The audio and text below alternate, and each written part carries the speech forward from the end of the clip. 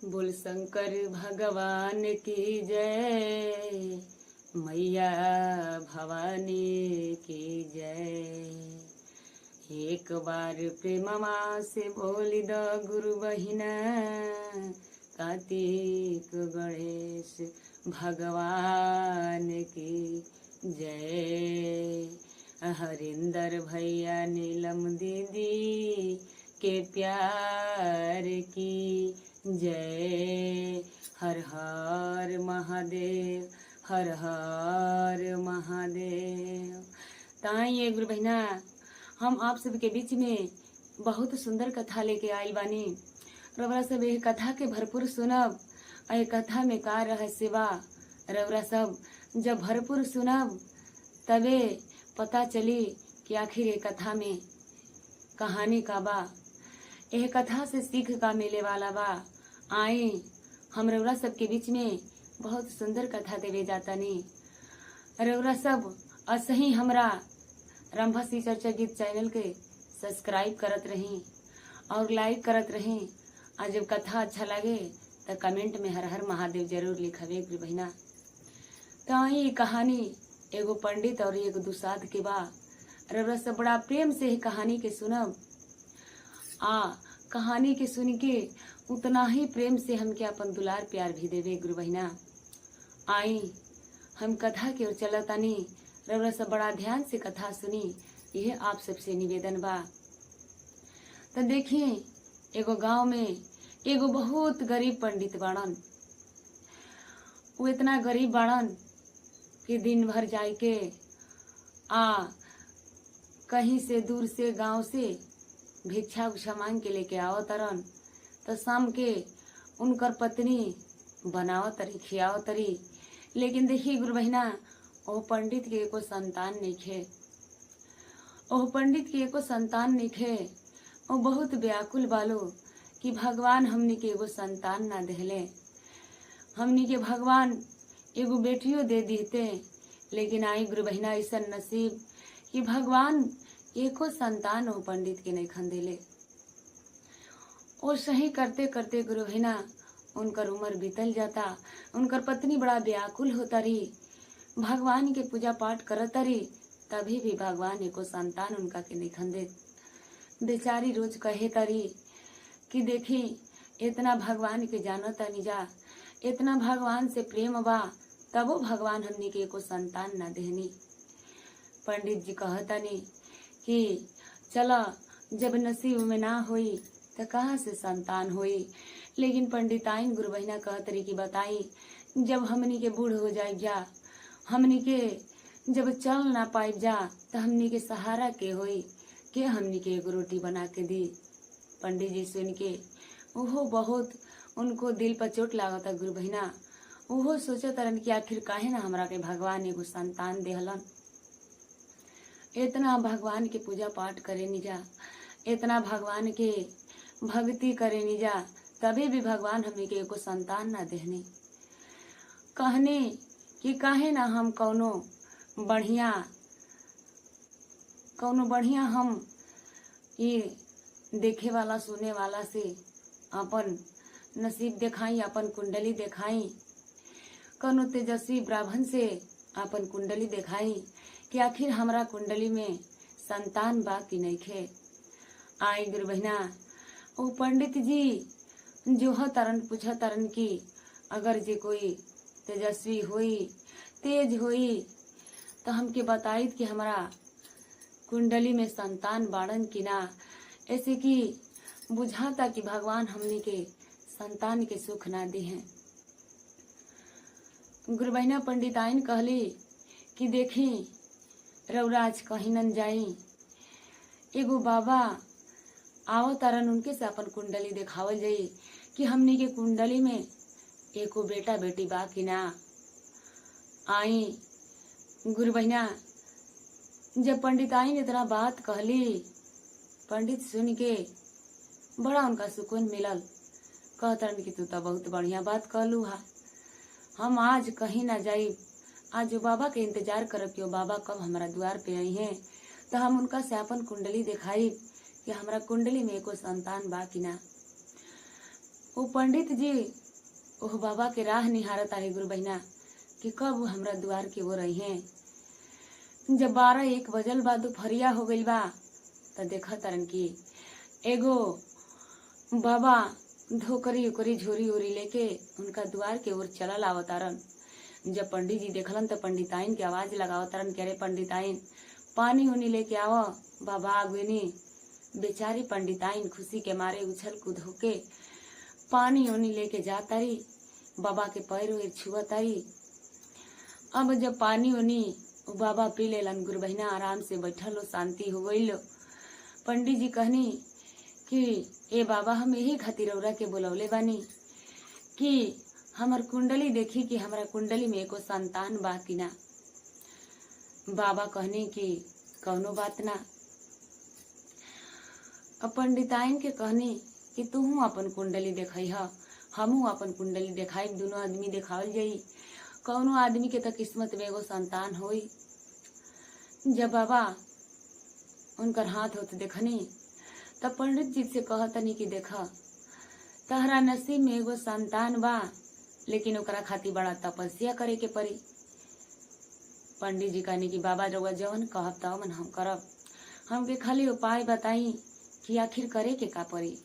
देखी गुरु बहिना जब पंडिताइन सुनली तो उनको बड़ा खुशी भइल। कहली कि बाबा देखी हमनी के 40-45 साल की उम्र हो गई, बताई अभी तक ले हमनी के भगवान एगो संतान ना देहनी। पंडित जी से कहनी कि देख तू एगो बहुत भारी गलती कैले बड़ा, यही कारण तारा एगो संतान नइखे होत। पंडित जी कहनी कि देखी हम तो अपना जाने भर में कौनो गलती ना कैनी बाबा, लेकिन कम से कम रउरा बता देती कि आखिर वो गलती का भइल बा। कहनी पंडित जी इतना बात जब बाबा से कहनी, बाबा कहनी कि तहके याद नइखे। पंडित जी कहलन कि ना हमके याद नइखे कि हम गलती कवन कैले बानी। देखी गुरु बहिना जब तक होश हो जाला, होश से अपना जब तक ले जीवन रहेला आदमी बहुत कुछ गलती करेला, लेकिन केहू याद ना करेला कि हम हेजा गलती कैनी, होजा गलती कैनी, केहू के याद ना आवेला। वैसे ही वो पंडित वो बाबा से कहतन कि बाबा हमके बता दी कि हम गलती कौन कैनी। बाबा कहतन कि अगर जे बता दे तो बताव, तू जौन बताई तौन करब। कहलन कि हाँ हम तैयार बनी। कहलन कि खाली अपना पत्नी से पूछला कि ऊ का कहतरी। देखिए गुरु बहिना पंडिताइन से वो पंडित जी बुला के कहतरन कि देखा हम कौनो कुछ गलती कैले बानी, अब बाबा बताइहन वैसे ही करे के बा। बेचारी वो संतान खातिर भुखाई रहली गुरु बहिना कि कुछ करे के होखे, लेकिन भगवान हमने के एगो संतान दे दी। देखिए कहली कि हाँ बाबा हमने के करे के तैयार बानी जा। भगवान कहनी कि निमन से खाली सोच लो दोनों व्यक्ति दोनों प्राणी कि आखिर करबलो कि ना करबलो। पंडिताइन हाथ जोड़ के कहतरी कि ना बाबा हमनी के करे के एकदम राजी बानी जा, रउरा बेहिचक बताई कि का गलती बा, कैसे सुधार होई, कैसे हमके एगो संतान मिली। बाबा कहनी कि देखा तहर संतान बा, जेना बताओ तनी वो सही करी ह। एह गांव में एगो दुसाध के घर बा, वही दुसाध के घर में जौन सुअर बच्चा देली स उ सब ओमे बच्चा में सब नारी बाड़ी, लेकिन एगही ओमे सुअर के लड़का बा जौन की तोहरा नसीब में संतान बन के आई। पंडित जी सुनलन तो बड़ा व्याकुल भइलन। कहलन कि बाबा हम आजे जाके देखतनी कि उ सुअर जौन बच्चा दिले बिया ओमे एगो ओह सुअर के लड़का बा कि उहे हमार संतान हुई। तो हम जाके आजे हम अपना आँख से देखब और दुसाध से ओके मांगब। बाबा कहनी कि अगर संभव होखे तो कर लेबा तो अच्छे रही। अब बाबा कह के उतना बात चल देनी, अपन रास्ता पकड़ लेहनी। अभी पंडिताइन बड़ा सोच में पड़ली, कह तरी की बताई हमनी के नसीब में एगो संतानो बा तो सुअर बन के केहू के घरे आइल बा। पंडित कहत रहन गुरु बहिना कि चल एमे चिंता के कौन बात बा, जब कुंडली दिखा देनी, जब बाबा कही के गोइलन आज न त काल संतान हमनी के घरे अइबे करी। देखिए गुरु बहिना, बात एक दिन के बात ह कि पंडित जी वहीं घूमत घूमत मांगते मांगते पहुंच जाता रन वो दुसाध के द्वार पर। जब दुसाध के द्वार पर पहुंचे तारन त आवाज लगावत तारन, तब दुसाधी घर में से निकल तारी कहतरन बाबा की अरे बच्चा अगर जे कुछ होखे तो अपना खुशी मन से हमके दे दी तू। कहली कि बाबा बैठी, जब तक ले हमार पति ना कहलन तब तक ले हम केहू के कुछ ना देबेनी।